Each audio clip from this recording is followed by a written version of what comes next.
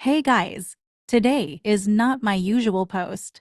It's a rant actually about a topic I've seen multiple times. So RCTA means race change to another. Today we will cover the reason most people are RCTA and why I personally think it's disgusting. Before I continue, I should let you know. Let me start off with a tone of respect, because I know topics like this can quickly spiral into misunderstandings, misrepresentations, and defensiveness. If you're someone who's immersed yourself in a different culture, learned the language, respected its traditions, and made deep, intentional efforts to understand it, not just to mimic it, this video isn't made to attack you. This is about something specific. A growing movement online where people, many of them teenagers, are claiming they have changed races, as if race is a set of traits you can assemble, as if it's something you can identify as, like a color palette or a trending aesthetic. This is called our CTA, race changing to another. I'm not here to mock, to tear down, or to bully. I'm here to talk honestly, because identity is not cosplay. Race is not a vibe, and no matter how respectfully it's phrased, the act of taking another racial identity as your own causes very real harm.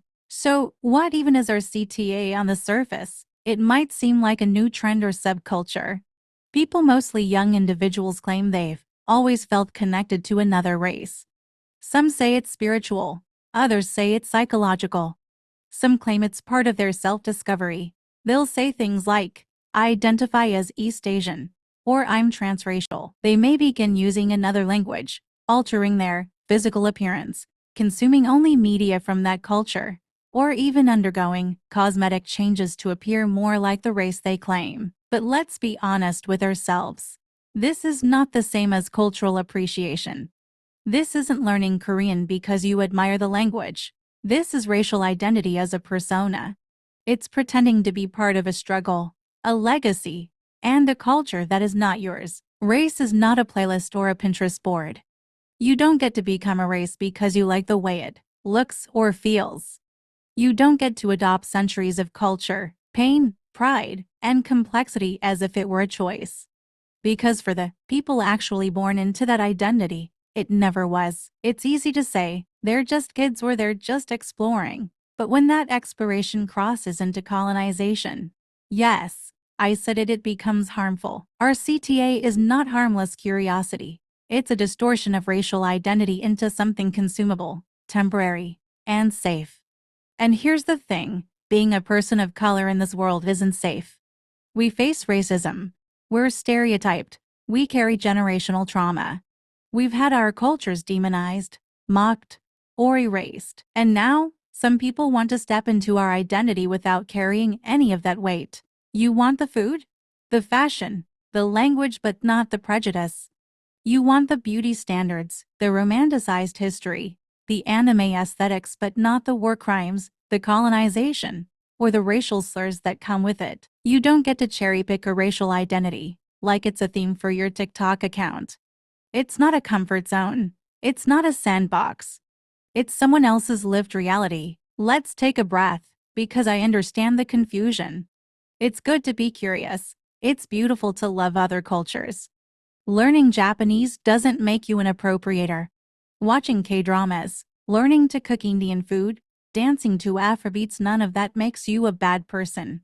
What matters is intent, context, and respect. Appreciation says, I want to understand you and support your culture. Appropriation says, I want to look like you and claim your identity as mine. You can wear a kimono because you learned the meaning behind it and were invited to do so.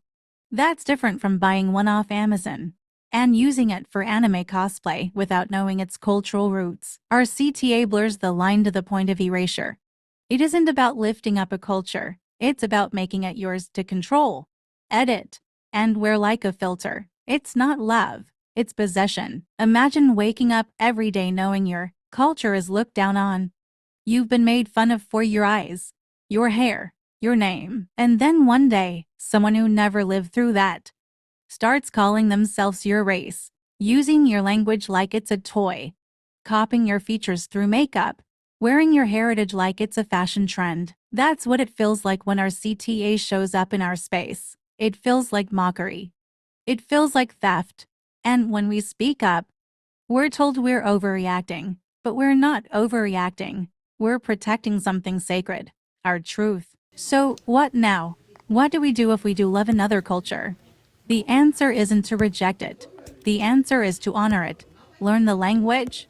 Yes, travel and understand their way of life, please do. Collaborate with creators from that culture. Support their businesses. Amplify their voices, absolutely. But don't try to become what you are not, because the most respectful thing you can do is acknowledge that the culture you love was built on a history that isn't yours, and that the people who own that culture are still living through the beauty and pain of it every day. Wanting to be close to a culture is fine, but wanting to become it is where the damage begins. This isn't about gatekeeping. It's about honoring boundaries. Race isn't something you can feel your way into. It's lived. It's struggled through. It's real. You might feel admiration. You might feel connected to a certain language or culture through media, history, or shared experience. And that's okay. But you don't get to claim something that generations have suffered to protect. I hope you don't take this video as an attack. I hope you take it as a mirror, a pause, a chance to ask yourself, am I honoring this culture? Or am I wearing it? Because cultures are not costumes. And race is not a trend.